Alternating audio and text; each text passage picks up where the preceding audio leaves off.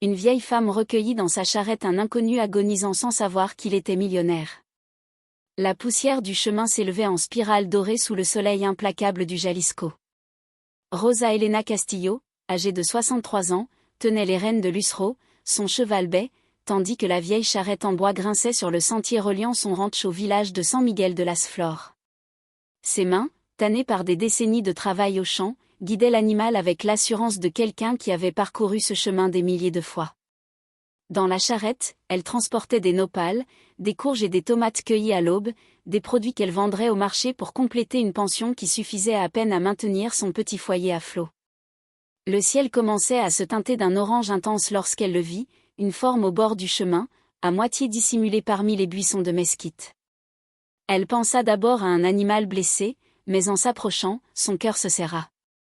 C'était un homme, un vieil homme aux cheveux entièrement blancs, étendu sur le sol comme si la vie elle-même l'avait abandonné là. Avant de poursuivre cette histoire qui vous émouvra jusqu'aux larmes, n'oubliez pas de liker et de laisser un commentaire en nous disant depuis quel pays vous nous regardez. Vous nous suivez depuis le Mexique, l'Espagne, l'Argentine. Nous serions ravis de savoir d'où vous nous regardez, car ces histoires sont pour tous ceux qui savent ce que signifie l'amour véritable et la valeur de la famille. Maintenant, continuons avec ce qui s'est passé ensuite, car ce qu'ils découvrirent ce jour-là changea à jamais leur façon de voir le monde. Rosa Elena arrêta Lusro immédiatement. Elle n'était pas du genre à détourner le regard face à la souffrance des autres. Au ranch, elle avait appris dès l'enfance que la vie à la campagne enseigne l'entraide, car on ne sait jamais quand ce sera à son tour d'avoir besoin d'une main tendue. « Monsieur, vous m'entendez » demanda-t-elle en s'approchant avec prudence. L'homme entr'ouvrit à peine les yeux. Ils étaient gris, de la couleur des nuages avant l'orage. Et dans ce regard, Rosa Elena reconnut aussitôt quelque chose. La douleur de celui qui a perdu l'envie de continuer. « De l'eau » murmura le vieil homme d'une voix rauque. « S'il vous plaît. » Sans hésiter une seconde, Rosa Elena courut vers sa charrette et sortit sa gourde, la même qui avait appartenu à son défunt mari Alfredo. Avec précaution, elle souleva la tête de l'homme et lui donna de petites gorgées. « Doucement, doucement » murmura-t-elle avec cette tendresse que seules les femmes qui ont élevé des enfants et pris soin de petits-enfants connaissent. « Comment vous appelez-vous? Avez-vous de la famille dans les environs? » demanda-t-elle une fois que l'homme put mieux respirer. « Fernando » répondit le vieil homme après un moment. « Je m'appelle Fernando. » Le soleil se couchait déjà derrière les collines et Rosa Elena savait que la nuit tomberait vite. Le chemin devenait dangereux dans l'obscurité et cet homme avait besoin de soins urgents. Elle ne pouvait pas le laisser là. « Don Fernando, je ne peux pas vous laisser ici. Venez avec moi à mon ranch. Ce n'est pas grand-chose, mais il y a un toit et un lit où vous pourrez vous reposer. » Le vieil homme la regarda avec un mélange de surprise et de quelque chose de plus profond, de la gratitude. Cela faisait des mois que personne ne le traitait avec une simple humanité, sans calculer ce qu'il pouvait tirer de lui. Avec effort, Rosa Elena aida Fernando à se lever.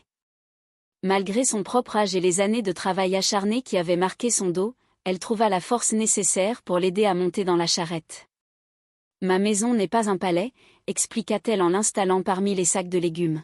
« Mais elle est propre et bien chaude. Vous pourrez vous y remettre. » Fernando Montoya, bien que Rosa Elena ne connaisse pas encore son nom de famille complet, était le propriétaire d'Inmobiliaria Montoya, l'empire immobilier le plus grand du Jalisco. Ses propriétés s'étendaient dans tout Guadalajara et les villes voisines, hôtels, centres commerciaux, immeubles de bureaux, résidences de luxe. Son nom apparaissait dans les pages financières des journaux nationaux, mais à ce moment-là, étendu sur un chemin poussiéreux, vêtu de vêtements achetés dans un marché pour passer inaperçu, il n'était rien de plus qu'un homme perdu qui avait besoin d'aide. Le trajet de retour se fit en silence, accompagné seulement par le cliquetis de la charrette et les sabots de Lusro frappant la terre. Rosa Elena fredonnait doucement une chanson que sa mère lui avait apprise, sans savoir que cette simple mélodie ferait monter les larmes aux yeux du magnate qui avait oublié ce qu'était la paix. « Pourquoi m'aidez-vous » demanda soudain Fernando. Rosa Elena se retourna légèrement sans cesser de guider Lusro. Un doux sourire apparut sur son visage marqué par le soleil et les années. « Parce que vous en aviez besoin, don Fernando. Ma mère disait qu'aider son prochain n'est pas une faveur, c'est un devoir. Et puis, ajouta-t-elle avec une touche d'humour, quelle sorte de chrétienne serais-je si je vous laissais là par terre? Ces paroles si simples touchèrent quelque chose chez Fernando qui dormait depuis des années. Dans son monde de luxe et de pouvoir, chaque geste avait un prix. Chaque sourire cachait une négociation.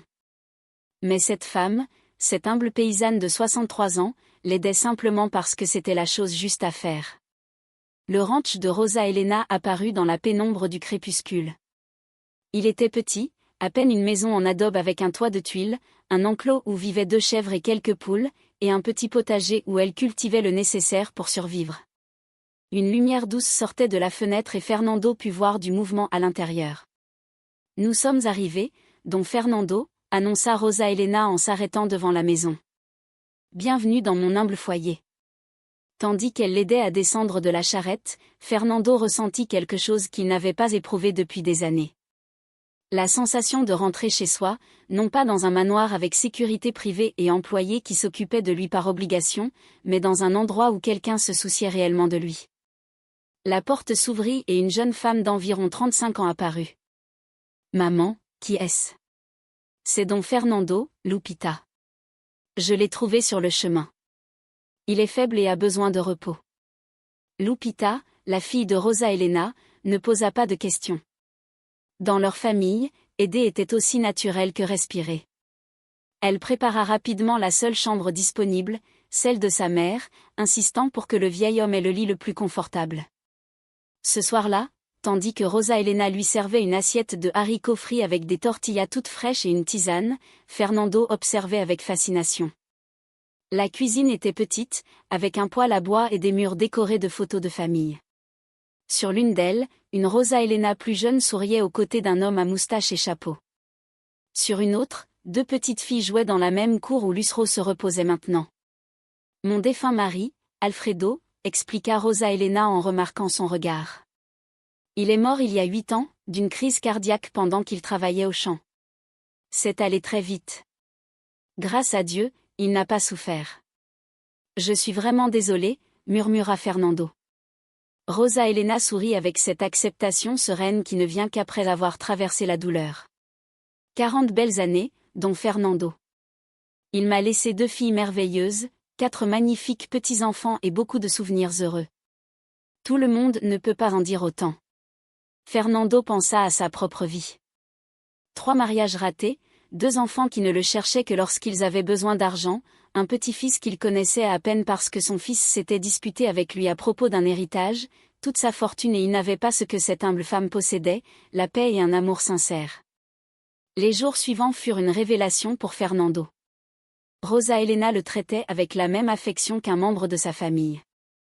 Elle ne posait pas de questions gênantes sur son passé, ne le pressait pas de partir, elle l'intégrait simplement à sa vie quotidienne avec naturel. Le matin, Fernando se réveillait au chant du coq et à l'arôme du café préparé à l'ancienne. Rosa Elena était déjà au travail, nourrissant les poules, trayant les chèvres, préparant des tortillas sur le comal. Au début, Fernando observait seulement depuis la fenêtre, fasciné par l'efficacité silencieuse de cette femme qui, à 63 ans, avait plus d'énergie que lui. « Bonjour, don Fernando », le saluait-elle toujours avec un sourire. « Je vous sers votre café. » Au 3e jour, Fernando ne put plus rester immobile. Il s'approcha de Rosa Elena pendant qu'elle travaillait dans son potager. « Puis-je vous aider ?» Rosa Elena le regarda surprise, puis sourit. « Bien sûr, don Fernando, si vous voulez vous pouvez arroser ces plants de tomates. » Et ainsi, Fernando Montoya, l'homme dont les décisions financières faisaient la une des journaux, se retrouva à arroser des tomates avec un arrosoir rouillé. Ses mains, habituées à signer des contrats millionnaires, apprirent la délicatesse nécessaire pour ne pas abîmer les jeunes plants. « Vous savez, don Fernando, » dit Rosa Elena en arrachant des mauvaises herbes. « Les plantes sont comme les personnes. Elles ont besoin de soins constants, de patience et d'amour. On ne peut pas forcer leur croissance, on peut seulement les accompagner dans le processus. » Fernando s'arrêta, bouleversé par la sagesse simple de ces mots. Dans son monde des affaires, tout était urgent, tout se mesurait en trimestres et en résultats immédiats. Mais ici, dans ce petit potager, il apprenait que les choses vraiment précieuses prennent du temps. Un après-midi, Alors qu'il partageait une citronnade à l'ombre d'un mesquite, Fernando ouvrit enfin son cœur. Rosa Elena, commença-t-il en utilisant pour la première fois son prénom sans le don. Je dois vous dire quelque chose sur qui je suis vraiment. Rosa Elena posa son verre et le regarda attentivement. Seulement si vous le souhaitez, don Fernando, vous n'êtes pas obligé de me dire quoi que ce soit que vous ne voulez pas. Mon nom complet est Fernando Montoya. Je suis ou j'étais le propriétaire d'Inmobiliaria Montoya. Rosa Elena fronça les sourcils en essayant de situer le nom. Celle des grands immeubles à Guadalajara. Oui, celle-là et bien d'autres propriétés. Je suis l'un des hommes les plus riches du Jalisco. Le silence qui suivit ne fut pas gênant. Rosa Elena assimilait l'information, reliant les éléments. Finalement, elle demanda. Et que fait un homme riche étendu sur un chemin, don Fernando? Les larmes commencèrent à couler sur les joues ridées de Fernando. Mes enfants, Rosa Elena, mes propres enfants ont tenté de me faire déclarer mentalement incapable pour s'emparer de mon argent. Ils ont engagé des médecins, des avocats. Ils voulaient m'enfermer dans une maison de retraite de luxe pendant qu'ils se partageaient mon empire. Je me suis enfui, j'ai liquidé mes comptes en liquide, je me suis débarrassé de tout ce qui pouvait me localiser. J'erre depuis des mois, me cachant dans de petits villages, dormant là où je pouvais. Quand vous m'avez trouvé, j'avais décidé qu'il valait mieux mourir sur ce chemin que de retourner à cette vie. Rosa Elena tendit sa main et prit la sienne. C'était un geste simple, mais profondément réconfortant. Oh, don Fernando, je suis vraiment désolée. Il n'y a pas de douleur plus grande que celle causée par les enfants lorsqu'ils oublient l'amour. Comment pouvez-vous être aussi compréhensive? Mes enfants m'ont trahi de la pire des manières parce que je suis mère, don Fernando, et les mères gardent toujours l'espoir que leurs enfants retrouvent le bon chemin, même lorsqu'ils se sont égarés. Ma fille aînée, Lupita, a traversé des moments difficiles. Elle s'est mise avec un homme qui ne lui convenait pas. Elle a cessé de me parler pendant 2 ans, mais je n'ai jamais cessé de l'aimer, je n'ai jamais fermé ma porte. Et quand elle a été prête, elle est revenue. Maintenant, elle vit ici avec moi et m'aide au ranch. Fernando la regarda avec admiration. Cette femme avait souffert, elle avait connu la trahison et la douleur, mais son cœur restait ouvert et généreux. Rosa Elena, ces jours passés avec vous ont été les plus heureux que j'ai vécus depuis des années. Vous m'avez rappelé que la bonté existe encore dans le monde. Le monde est ce que nous en faisons, don Fernando. Nous pouvons nous concentrer sur le mal ou chercher le bien. Moi, je choisis le second. Cette nuit-là, après un dîner simple mais délicieux, Fernando prit une décision. Il était temps d'affronter son passé, mais cette fois, il ne le ferait pas seul. Rosa Elena, dit-il pendant qu'elle faisait la vaisselle, je veux faire quelque chose pour ce village, pour vous et pour tous ceux qui, comme vous, méritent plus que ce que la vie leur a donné. Rosa Elena se retourna en s'essuyant les mains. Don Fernando, vous n'avez rien à faire. Vous nous avez déjà donné votre compagnie et c'est plus que suffisant. Ce n'est pas de la charité, insista Fernando. C'est de la justice. C'est utiliser ce que j'ai pour quelque chose qui compte vraiment. Mais j'ai besoin de votre aide. J'ai besoin que vous m'appreniez comment aider sans nuire, comment donner sans créer de dépendance. Rosa Elena le regarda longuement. Êtes-vous sûr, don Fernando? L'argent change les personnes, il change les communautés. Alors apprenez-moi à l'utiliser correctement, je vous en prie. Ainsi commença une association inattendue. Fernando, avec son expérience des affaires et ses ressources, et Rosa Elena, avec sa connaissance profonde de la communauté et sa sagesse de vie, commencèrent à planifier des projets pour San Miguel de las Flores. Mais tout ne serait pas simple. Un matin, 2 semaines après l'arrivée de Fernando, 3 camionnettes noires se garèrent devant le ranch de Rosa Elena. En descendirent Sébastien et Monica Montoya, les enfants de Fernando, accompagnés d'avocats et de gardes de sécurité privés. Rosa Elena donnait à manger aux poules lorsqu'elle entendit les moteurs. Fernando, qui se trouvait dans le potager, resta figé en voyant ses enfants. « Papa » cria Sébastien, un homme de 48 ans au costume impeccable et à l'expression dure. « Qu'est-ce que tu fais bon sang dans cet endroit ?» Monica, 45 ans, observait le ranch modeste avec un dégoût à peine dissimulé. « Papa, nous te cherchons depuis des mois. L'entreprise est en crise sans ton leadership. Fernando sortit du potager, les mains encore couvertes de terre. Rosa Elena s'approcha instinctivement, se plaçant à ses côtés dans un geste protecteur. L'entreprise semble fonctionner parfaitement sans moi, répondit Fernando calmement. J'ai vu les rapports financiers. Qui est cette femme? Demanda Monica en regardant Rosa Elena avec mépris. C'est Rosa Elena Castillo, répondit Fernando avec fermeté, la femme qui m'a sauvé la vie et ceci, dit-il en désignant autour de lui, est sa maison où elle m'a offert refuge sans rien demander en retour. Sébastien laissa échapper un rire amer. Papa, voyons, cette femme profite clairement de toi. Tu ne vois pas le schéma. Femme âgée, seule, te trouve opportunément. Vous vous trompez, interrompit Rosa Elena avec une dignité sereine. Votre père est arrivé ici comme un hôte, comme un membre de la famille. Dans cette maison, personne ne profite de personne. Bien sûr que non, dit Monica avec sarcasme. J'imagine que c'est une pure coïncidence que notre père multimillionnaire finisse justement dans ton ranch. Fernando fit un pas en avant. Ça suffit. Rosa Elena m'a trouvé à moitié mort sur un chemin. Elle m'a amené chez elle, elle a partagé sa nourriture avec moi, elle m'a donné un endroit où dormir et jamais, pas une seule fois, elle ne m'a rien demandé. Papa, s'il te plaît, supplia Sébastien en changeant de tactique. Viens avec nous. Nous pouvons t'emmener chez toi, dans un bon hôpital pour qu'on t'examine. Je n'ai pas besoin d'hôpital. J'avais besoin de ce que j'ai trouvé ici. De l'humanité. À ce moment-là, Lupita arriva en courant depuis le village avec 2 de ses enfants, alertés par les voisins qui avaient vu les camionnettes. Derrière elle venait Don Teodoro, le leader informel du village, et plusieurs autres voisins. Tout va bien ici, Doña Rosa, demanda Don Teodoro, un homme de 70 ans au regard ferme. Tout va bien, Don Théo, c'est juste une visite de famille. Sébastien observa nerveusement la foule grandissante de paysans qui entouraient le ranch. Cela ne faisait pas partie de ses plans. Écoute, papa, tenta-t-il à nouveau. Nous comprenons que tu veuilles aider ces gens. Nous pouvons créer une fondation depuis Guadalajara, faire les choses correctement. Correctement. Fernando rit sans joie. Comme toutes les fondations fictives que nous avions pour éviter les impôts, celles où nous n'aidions réellement personne. Monica perdit patience. Papa, arrête tes bêtises. Tu viens avec nous maintenant.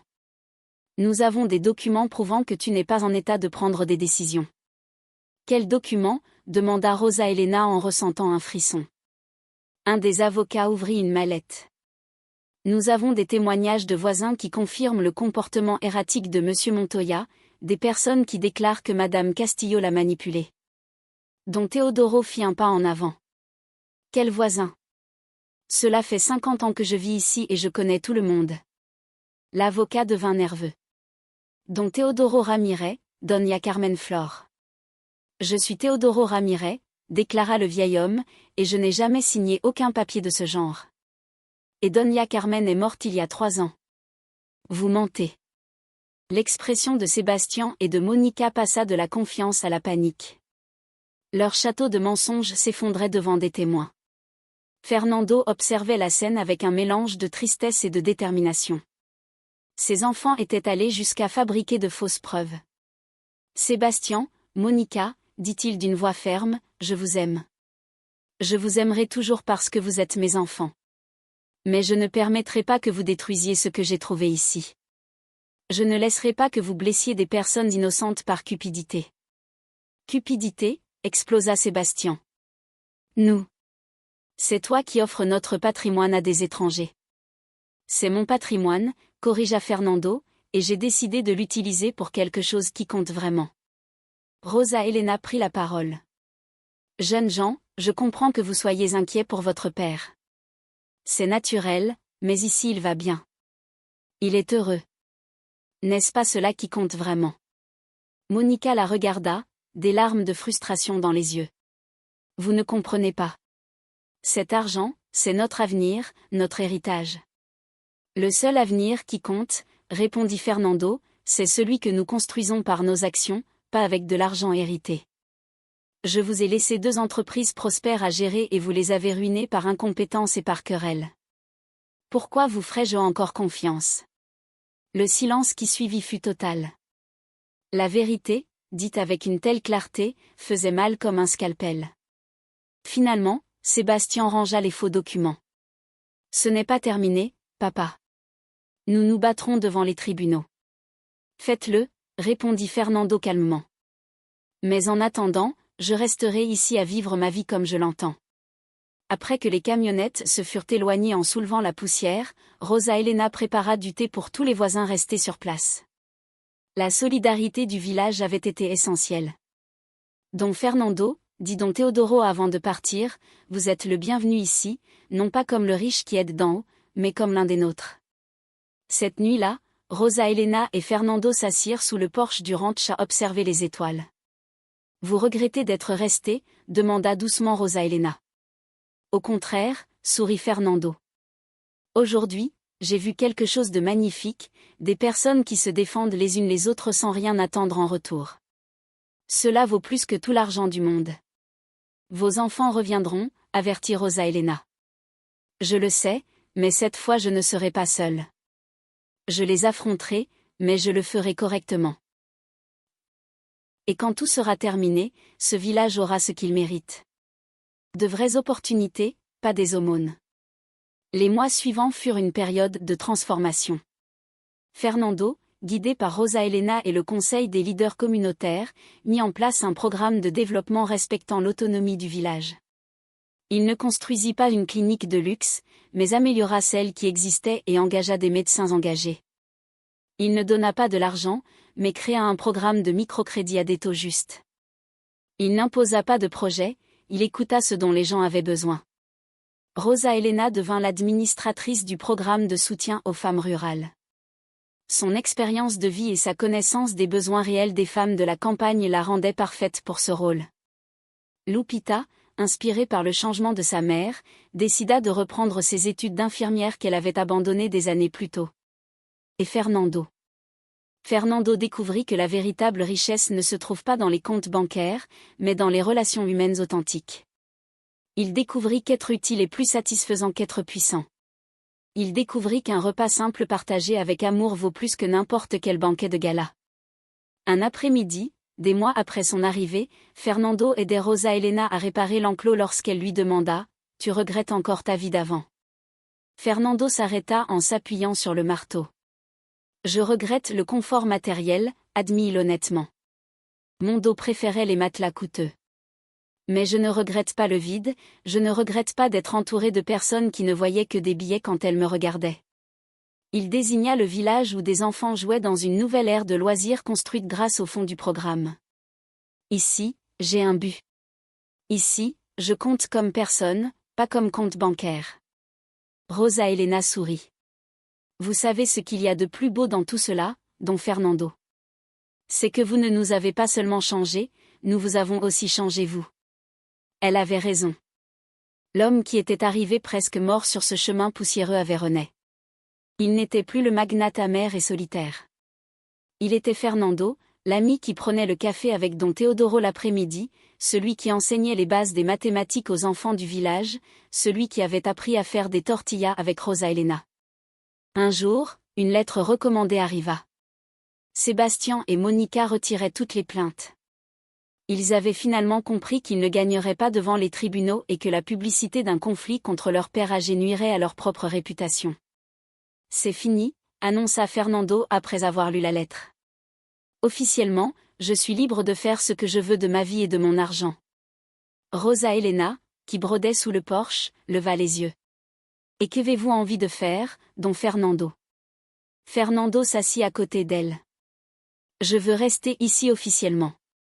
Je veux que ceci soit mon foyer si vous m'acceptez. » Rosa Elena laissa son ouvrage de broderie de côté. « Don Fernando, cette maison a toujours été la vôtre.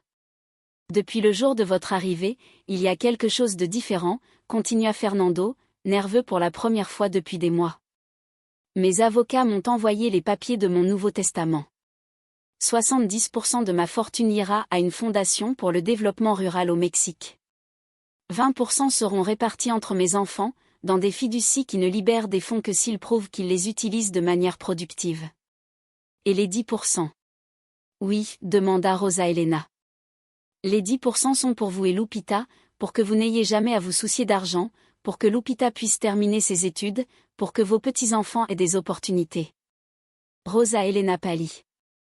Don Fernando, je ne peux pas accepter cela. Pourquoi pas? Vous m'avez sauvé la vie.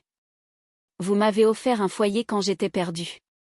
Vous m'avez appris ce qui compte vraiment. Je l'ai fait parce que c'était juste, sans attendre de récompense.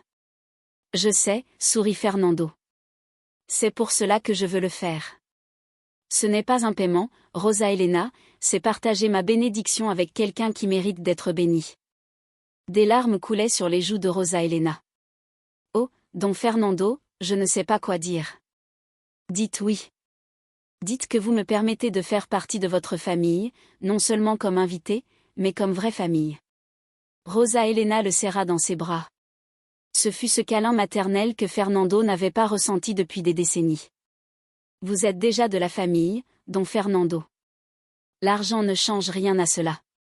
Cette nuit-là, il y eut fête à San Miguel de las Flores. Tout le village se rassembla sur la place pour célébrer non seulement la victoire juridique de Fernando, mais aussi la transformation qu'il avait apportée dans leur vie. Don Teodoro leva son verre de punch pour Fernando Montoya, l'homme qui arriva perdu et nous a aidés à nous retrouver. Et pour Rosa Elena Castillo, ajouta Fernando, la femme qui m'a enseigné que la véritable richesse se mesure en amour, pas en pesos. Les applaudissements résonnèrent sous les étoiles du Jalisco. 5 ans plus tard, San Miguel de las Flores était étudié dans les universités comme modèle de développement rural réussi. Lupita avait terminé ses études d'infirmière et gérait désormais la clinique du village. Ses enfants avaient obtenu des bourses pour étudier dans de bonnes écoles. Rosa Elena, à 68 ans, restait le cœur du village, mais avec désormais plus de temps pour profiter de ses petits-enfants, car le programme de microcrédit qu'elle dirigeait fonctionnait de manière autonome. Et Fernando, à 77 ans, avait trouvé ce qu'il cherchait toute sa vie sans le savoir, paix, but et une famille qu'il aimait pour ce qu'il était, pas pour ce qu'il possédait. Un après-midi, tandis que Fernando aidait Rosa Elena à récolter des tomates dans son potager agrandi, elle demanda « Vous souvenez-vous du jour où je vous ai trouvé sur le chemin ?» Comme si c'était hier, répondit Fernando. Je pensais que ce serait mon dernier jour. C'était votre dernier jour, dit Rosa Elena avec sagesse. Le dernier jour de votre ancienne vie. Parfois, musique, il faut se perdre complètement pour trouver son vrai chemin, Fernando regarda autour de lui. Le ranch amélioré, mais toujours humble. Le village prospère, tout en gardant son essence. Les enfants jouant dans le nouveau parc, les femmes gérant leurs petites entreprises prospères. Vous savez, Rosa Elena, ils disent que je suis l'homme le plus riche du Jalisco et ils ont raison, mais pas pour les raisons qu'ils pensent. Je suis riche parce que j'ai de l'amour. Je suis riche parce que ma vie a un sens. Je suis riche parce que chaque matin je me réveille avec un but. Rosa Elena prit sa main, toutes deux couvertes de terre du potager qu'ils travaillaient ensemble. Et je suis riche parce que ce jour-là sur le chemin, j'ai décidé de m'arrêter. On ne sait jamais comment un simple acte de bonté peut tout changer. Le soleil se couchait sur San Miguel de las Flores, peignant le ciel d'or et de pourpre. Au ranch de Rosa Elena, le son des rires remplissait l'air, tandis que la famille choisie, celle qui se forme par amour et non par le sang, se réunissait pour le dîner. Fernando Montoya avait perdu un empire, mais avait gagné un royaume plus précieux. Il avait échangé les tours de verre de Guadalajara pour une maison en adobe à la campagne. Il avait troqué ses costumes de designer contre des vêtements de travail. Il avait renoncé à une fortune contrôlante pour découvrir la véritable richesse de donner librement. Et tout cela parce qu'une femme de 63 ans, avec un cœur plus grand que n'importe quelle mention, avait décidé de s'arrêter sur un chemin poussiéreux pour aider un vieil homme inconnu. L'histoire de Rosa Elena et Fernando devint une légende au Jalisco. Pas la légende d'un riche aidant les pauvres, mais la véritable histoire de deux âmes perdues qui se rencontraient, en se rencontrant, trouvent aussi leur véritable foyer. Parce qu'au final, nous cherchons tous la même chose, un endroit où appartenir, des personnes qui nous aiment pour ce que nous sommes et la satisfaction de savoir que notre vie a fait une différence. Rosa Elena l'avait toujours compris, vivant dans son humble ranch, mais riche en amour. Fernando dut tout perdre pour l'apprendre, mais une fois qu'il l'eut compris, sa vie ne fut plus jamais la même. Et chaque fois que quelqu'un passait par le chemin où Rosa Elena avait trouvé Fernando, il se souvenait de la leçon la plus importante: la bonté ne coûte rien, mais peut tout changer. 10 ans plus tard, le ranch de Rosa Elena restait le cœur de San Miguel de las Flores, bien qu'il ait changé d'apparence, non pas parce que Fernando avait construit quelque chose d'ostentatoire, mais parce que l'amour et les soins constants l'avaient transformé. Le potager s'était naturellement agrandi avec les années. Les chèvres avaient eu des petits et ce qui était autrefois un simple enclos était désormais un petit sanctuaire où les animaux vivaient dignement. Rosa Elena, à 73 ans, se déplaçait plus lentement, mais avec la même détermination. Ses mains, bien que plus ridées, restaient fortes. Fernando, qui venait de fêter ses 82 ans, avait développé un léger tremblement dans les mains, mais son esprit restait clair comme l'eau d'une source. Un dimanche matin, alors qu'il préparait du café de hola pour la réunion communautaire mensuelle, on frappa à la porte. C'était un coup doux, presque timide. Fernando ouvrit et resta paralysé. Devant lui se tenait Monica, sa fille, mais très différente de celle dont il se souvenait. Elle ne portait plus de vêtements de designer ni de bijoux ostentatoires. Son visage montrait des traits de souci, mais aussi quelque chose de nouveau. Humilité. « Bonjour, papa », murmura-t-elle d'une voix brisée. Fernando ne pouvait parler. 10 ans sans la voir, 10 ans de silence. Rosa Elena apparut derrière lui en s'essuyant les mains sur son tablier. Elle comprit immédiatement la situation. « Entre, fille. Ici, personne ne reste à la porte. » Monica entra d'un pas hésitant, regardant autour de l'humble maison. Ses yeux se remplirent de larmes. « Papa, je suis venue te demander pardon. » Fernando retrouva enfin sa voix. « Pardon. » « Oui. » Monica s'assit sur l'une des chaises en bois que Fernando avait aidé à fabriquer avec Don Teodoro. « J'ai passé ces 10 ans à réfléchir à ce que j'ai fait, à la manière dont je t'ai traité. Sébastien et moi avons tout perdu. L'entreprise que tu nous avais laissée a fait faillite à cause de notre mauvaise gestion. Nous avons perdu le respect de tous. Nous avons perdu notre famille. » Les larmes coulaient librement maintenant. « Mais le pire, papa, c'est que je t'ai perdu et je me suis rendu compte que tout l'argent du monde ne vaut rien si l'on n'a personne à aimer. » Rosa Elena servit du café pour les trois et s'assit avec eux. « Et ton frère Sébastien est malade, cancer. Les médecins lui donnent 6 mois, peut-être 1 an. » Monica sanglotait maintenant sans contrôle et tout ce qu'elle pouvait dire, c'est qu'elle voulait voir son père une dernière fois avant de mourir, qu'elle voulait lui demander pardon. Fernando sentit comme un poing serrer son cœur. Malgré tout, il restait ses enfants. Rosa Elena lui prit la main pour lui donner du courage. « Où est-il » demanda Fernando d'une voix rauque. « À Guadalajara, à l'hôpital civil. Il n'a pas d'argent pour des traitements privés. Sa femme l'a quitté quand il a tout perdu. »« Allons-y » dit Fernando en se levant. « Rosa Elena, tu m'accompagnes ?»« Jusqu'au bout du monde si nécessaire » répondit-elle sans hésiter. Le voyage vers Guadalajara fut silencieux. Monica conduisait sa vieille voiture, si différente des camionnettes de luxe d'avant, tandis que Fernando et Rosa Elena étaient assis à l'arrière, se tenant la main. L'hôpital civil était un grand bâtiment fréquenté. Monica les guida à travers des couloirs qui sentaient le désinfectant jusqu'à une chambre partagée. Dans l'un des lits, presque méconnaissable, se trouvait Sébastien. Il avait perdu ses cheveux à cause de la chimiothérapie.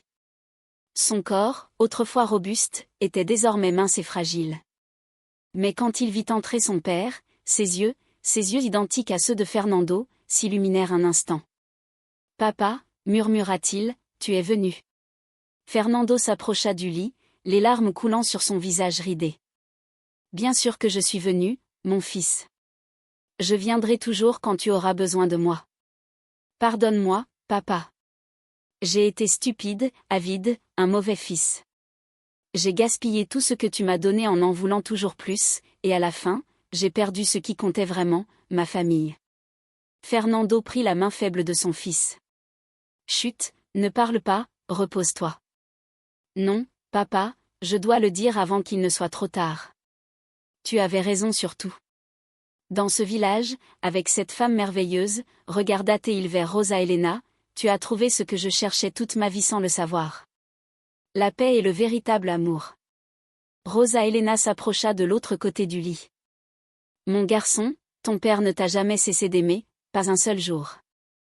Je sais, sanglota Sébastien. Et cela rend tout encore pire. Je ne méritais pas son amour, mais il ne me l'a jamais retiré. Fernando se pencha et serra son fils du mieux qu'il pouvait. Je t'aime, Sébastien. Je t'ai toujours aimé et nous allons affronter cela ensemble. Papa, il n'y a pas d'argent pour les traitements dont j'ai besoin. Et je ne suis pas venu te demander de l'argent. Je suis juste venu te demander pardon et te dire que je t'aime. Ne sois pas idiot, dit Fernando avec un sourire à travers les larmes. Tu es mon fils. Nous allons te trouver le meilleur traitement possible. Les mois suivants furent intenses. Fernando paya pour le transfert de Sébastien dans une clinique spécialisée, pas la plus chère, mais la meilleure en termes de soins humains et de résultats médicaux. Rosa Helena s'installa presque à Guadalajara pour accompagner Fernando pendant cette période difficile. Monica resta également pour s'occuper de son frère avec une dévotion née de l'amour et du repentir.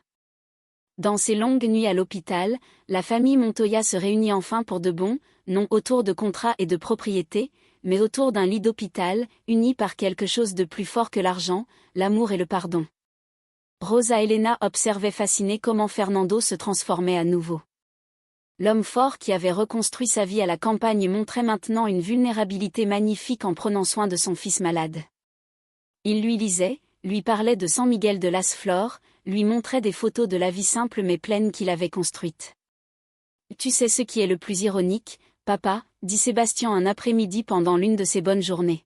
« J'ai dû tout perdre et faire face à la mort pour comprendre ce que tu as essayé de nous enseigner toute la vie. » « Il n'est jamais trop tard pour apprendre, mon fils, » répondit Fernando.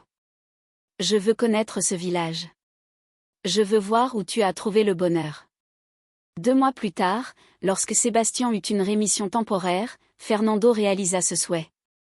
Avec l'approbation des médecins, il emmena son fils à San Miguel de las Flores. Tout le village sortit pour les accueillir. Pas avec rejet ou rancune envers l'homme qui avait autrefois essayé de blesser Fernando, mais avec la chaleur caractéristique de ceux qui connaissent la souffrance et le pardon. Don Teodoro, maintenant âgé de 80 ans, mais toujours fort, fut le premier à s'approcher. « Bienvenue, garçon. Ton père parle beaucoup de toi. » Musique. Sébastien, en fauteuil roulant, affaibli par les traitements, regarda autour de lui avec des yeux neufs. Il vit le potager où Fernando travaillait chaque matin, l'enclos où il nourrissait les animaux, la petite école que le programme de développement avait aidé à construire, les visages souriants de gens qui avaient peu mais partageaient tout. « Maintenant je comprends, papa, » murmura-t-il. « C'est un royaume, mais d'un type différent. » Pendant la semaine que Sébastien passa dans le village, il expérimenta quelque chose qu'il n'avait jamais connu, une vraie communauté. Les voisins venaient le visiter, non pas parce qu'il était le fils du bienfaiteur, mais parce que c'était quelqu'un qui souffrait et qu'il savait accompagner dans la douleur. Musique. Doña Carmen, pas celle du faux témoignage, mais la vraie Doña Carmen, qui vendait des tamales, lui apportait chaque jour des repas spéciaux pour qu'il reprenne des forces, jeune homme. Musique. Les enfants du village lui offraient des dessins pour égayer ses journées. Musique. Lupita, qui dirigeait désormais la clinique, le suivait personnellement et ajustait ses médicaments. Une nuit, tous assis sur le porche du ranch à observer les étoiles, Sébastien parla d'une voix faible mais claire. « Si je survis à cela, papa, je veux faire quelque chose de bien avec ma vie. Je veux aider ici de la bonne manière. » « Et si tu ne survis pas, » dit Fernando d'une voix brisée. « Je veux que tu saches que ces mois ont été un cadeau. J'ai retrouvé mon fils. » Rosa Helena, qui tricotait dans son rocking chair, ajouta doucement, « Le temps qui nous reste est toujours un mystère. L'important est comment nous l'utilisons. » Sébastien vécut 2 années supplémentaires. 2 ans qu'il partagea entre traitements à Guadalajara et séjour à San Miguel de las Flores. 2 années où il apprit ce que son père avait appris, que la vie simple peut être la plus riche. Lorsqu'il partit enfin, ce fut en paix, entouré de son père, de sa sœur et de Rosa Elena, qui avait été plus mère pour lui pendant ces 2 années que sa propre mère biologique durant toute sa vie. Monica resta. Elle n'avait rien à quoi retourner en ville et avait trouvé à San Miguel de las Flores quelque chose qu'elle n'avait jamais su qu'elle avait besoin, un but. Elle rejoignit le programme de développement communautaire, mettant à profit son éducation et son expérience professionnelle, cette fois pour aider sincèrement. Fernando, désormais âgé de 84 ans, avait bouclé tous les cercles de sa vie et fait la paix avec ses enfants. Il avait vu Sébastien partir en paix. Il avait trouvé en Monica la fille qu'il savait qu'elle pouvait être, mais surtout il avait Rosa Elena. Un après-midi, alors qu'ils se reposaient sur leur Porsche préféré, là où tant de conversations importantes avaient eu lieu, Fernando prit la main de Rosa Elena. « Tu sais, j'ai pensé à quelque chose. »« À quoi, don Fernando ?» Après toutes ces années, Rosa Elena l'appelait encore parfois don Fernando, un terme d'affection plus que de formalité. « Tu es la femme la plus extraordinaire que j'ai rencontrée.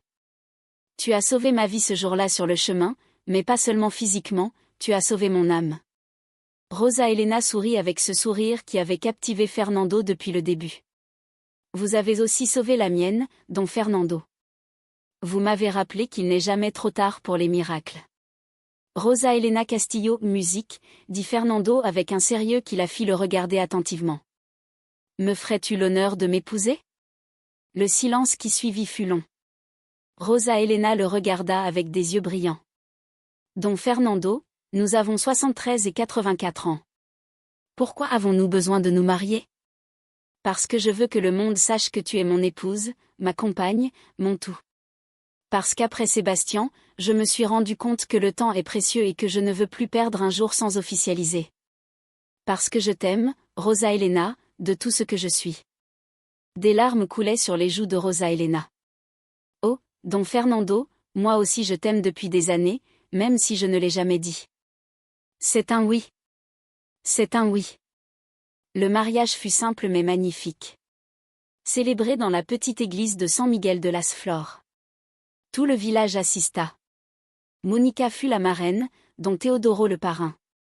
Lupita et ses enfants décorèrent l'église avec des fleurs sauvages des champs. Fernando, avec sa meilleure chemise en coton, pas de costume cher, attendait nerveusement à l'autel. Lorsque Rosa Elena entra, vêtue d'une simple robe blanche qu'elle avait cousue elle-même, Fernando sut que c'était le moment le plus heureux de sa vie. Il n'y eut ni grande réception ni banquet élégant. Il y eut les tamales de Doña Carmen, le pozole de don Teodoro, de la musique de mariachi local et de la danse jusqu'à épuisement. Il y eut des rires, des larmes de joie et l'amour d'une communauté qui célébrait l'union de 2 personnes qui avaient prouvé qu'il n'est jamais trop tard pour trouver le véritable amour. Cette nuit-là, dans leur maison, plus la maison de Rosa Elena, mais notre maison. Les jeunes mariés s'assirent sur le porche comme toujours, mais désormais comme époux. « Heureux ?» demanda Rosa Elena. « Plus que les mots peuvent l'exprimer » répondit Fernando. « Et toi complètement ? Tu sais ce que je pense, don Fernando ? Mon amour. » C'était la première fois qu'elle utilisait ce terme et il sonnait parfaitement naturel, que Dieu a le sens de l'humour. J'ai passé 40 ans mariée à Alfredo. J'ai eu une bonne vie. J'ai élevé mes filles. Je pensais que c'était toute mon histoire, mais Dieu avait prévu un second acte. Et quel acte ? Fernando la serra dans ses bras. Ton acte de bonté ce jour-là a changé de vie, tu sais ? Plus que 2, corrigea Rosa Elena. Cela a changé Lupita, qui a retrouvé la foi en ses rêves. Cela a changé Sébastien, qui a trouvé la paix avant de partir. Cela a changé Monica, qui a découvert son but. Cela a changé tout un village qui a appris que le véritable développement vient du respect et du travail collectif. Et cela a changé des centaines d'autres personnes à travers les programmes que nous avons créés. Tout parce que tu t'es arrêté sur un chemin, s'émerveilla Fernando. Tout parce que vous aviez besoin d'aide et que j'ai décidé de la donner, répondit Rosa Elena. Mais aussi tout parce que vous avez eu l'humilité de l'accepter et le courage de changer. Ils vécurent 5 années supplémentaires comme époux, 5 années remplies de moments simples mais précieux, petit déjeuner partagé à l'aube, après-midi au potager, soirée à raconter des histoires aux arrière-petits-enfants de Rosa Elena, dimanche à la messe suivie de repas communautaires. Fernando écrivit ses mémoires pendant cette période, un livre intitulé Le chemin vers la maison, qui devint un best-seller non pas parce qu'il révélait des secrets d'affaires, mais parce qu'il racontait avec une brutalité honnête son voyage de la richesse vide à la véritable prospérité. Tous les bénéfices du livre furent reversés au programme de développement rural qui fonctionnait désormais dans 50 villages du Mexique. Rosa Elena restait l'âme du programme de soutien aux femmes, même si elle ne le dirigeait plus directement. Son rôle était désormais de mentor, partageant sa sagesse avec les nouvelles générations. Un matin de printemps, Fernando s'éveilla. Il partit paisiblement dans son sommeil, un sourire sur le visage. Rosa Elena le trouva ainsi, bien que son cœur fût brisé, elle ressentit aussi de la gratitude. Gratitude pour chaque moment partagé, pour chaque rire, pour chaque étreinte. Les funérailles furent massives. Des gens de tout le pays vinrent dire adieu à l'homme qui avait utilisé sa fortune pour le véritable bien. Mais les témoignages les plus émouvants vinrent des habitants de San Miguel de las Flores. Dont Fernando m'a appris à lire, dit Doña Carmen en larmes. Il m'a aidé à sauver mon ranch quand je pensais tout perdre, partagea Don Teodoro. Il a été le grand-père que je n'ai jamais eu, pleura l'un des enfants de Lupita, Monica, qui avait maintenant 55 ans et avait consacré les dernières années de sa vie au travail communautaire, donna le dernier discours. Mon père aurait pu être rappelé comme un magnate prospère. Au lieu de cela, il a choisi d'être rappelé comme un homme bon, et cette différence l'a rendu vraiment grand. Rosa Elena, à 78 ans, vécut 5 années de plus après Fernando, années pendant lesquelles elle poursuivit son travail, prit soin de sa famille élargie et maintint vivante la mémoire de son mari, non avec des monuments, mais par des actions. Musique. Quand elle partit également, ce fut entouré d'amour. Lupita tenant une main, Monica l'autre, 3 générations de famille autour de son lit. Ses dernières paroles furent « Dites à tous de toujours s'arrêter pour aider. On ne sait jamais quel miracle on peut créer. » Le ranch devint un musée vivant et un centre de formation, où l'histoire de Rosa Elena et Fernando est racontée aux nouvelles générations, non comme un conte de fées, mais comme un rappel que la bonté est puissante, qu'il n'est jamais trop tard pour changer et que la véritable richesse se mesure en amour, pas en argent. À l'entrée du musée, une plaque de bronze. Elle n'a pas leur nom ni de titres impressionnants. Elle dit simplement, ici ont vécu 2 personnes qui ont montré qu'un acte de bonté peut changer le monde. Rosa Elena s'est arrêtée pour aider. Fernando eut l'humilité d'accepter. Ensemble, ils créèrent un héritage d'amour qui durera pour toujours. Et chaque jour, des centaines de visiteurs passent par ce porche où tant de conversations importantes eurent lieu. Ils s'assoient sur les répliques des rocking chairs où Rosa Elena et Fernando passaient leurs après-midi. Ils observent les photos sur les murs, les outils utilisés dans le potager, les livres qu'ils lisaient ensemble, mais plus important encore, ils repartent avec la leçon que ces 2 vies ont enseignée, qu'il n'est jamais trop tard pour trouver son vrai foyer, que la famille se construit avec l'amour, pas avec le sang, et que la véritable richesse réside dans le fait de faire le bien. Parce qu'au final, l'histoire de Rosa Elena et Fernando n'est pas seulement leur histoire, c'est l'histoire de nous tous, de chaque fois que nous choisissons d'aider au lieu de passer notre chemin, de chaque fois que nous choisissons l'amour plutôt que l'argent, de chaque fois que nous nous rappelons que nous sommes des humains partageant ce bref voyage appelé vie. Et si jamais tu te trouves sur un chemin, littéral ou métaphorique, et que tu vois quelqu'un qui a besoin d'aide, souviens-toi de cette histoire. Arrête-toi, aide. Tu ne sais jamais quel miracle tu es sur le point de créer. Parce que parfois, tout ce qu'il faut pour changer de vie, 200 ou 2000, c'est la décision simple d'être bon, de voir un autre être humain, non pas pour ce qu'il possède ou ce qu'il peut donner, mais simplement comme quelqu'un qui a besoin d'aide. Rosa Elena l'a toujours su. Fernando l'a appris, et ensemble ils ont démontré que cette simple vérité peut changer le monde. Leur histoire vit dans chaque femme qui démarre une entreprise grâce à un microcrédit du programme qu'ils ont créé, dans chaque enfant qui étudie dans une école améliorée, dans chaque famille ayant accès à des soins médicaux dignes, dans chaque grand-mère qui raconte à ses petits-enfants l'importance d'aider, mais surtout, leur histoire vit dans chaque cœur qui, face à une occasion d'aider, décide de s'arrêter au lieu de continuer, parce que c'est le véritable héritage, pas les bâtiments ni les programmes, mais la multiplication infinie de la bonté. Et ainsi se termine cette histoire, non pas par un « ils vécurent heureux pour toujours » de conte de fées, mais par quelque chose de mieux. Ils ont vécu avec un but, aimer de tout leur cœur et laisser le monde un peu meilleur qu'ils ne l'avaient trouvé. Que peut-on demander de plus à une vie? Si cette histoire t'a touché le cœur, s'il te plaît, laisse-nous un like et abonne-toi à notre chaîne pour ne pas manquer d'autres histoires qui touchent l'âme comme celle-ci. Partage cette vidéo avec cette personne spéciale qui a besoin de se rappeler qu'il n'est jamais trop tard pour le véritable amour et que la bonté vaut toujours la peine. Et ne pars pas encore. La vidéo qui apparaît maintenant sur ton écran raconte une autre histoire magnifique qui va te faire croire à nouveau au miracle quotidien. Clique et continue avec nous, car les meilleures histoires sont celles qui nous rappellent ce qui compte vraiment dans la vie. Nous t'attendons dans la prochaine vidéo, où tu découvriras une nouvelle histoire qui te fera apprécier chaque bénédiction de ta vie. À très vite. M.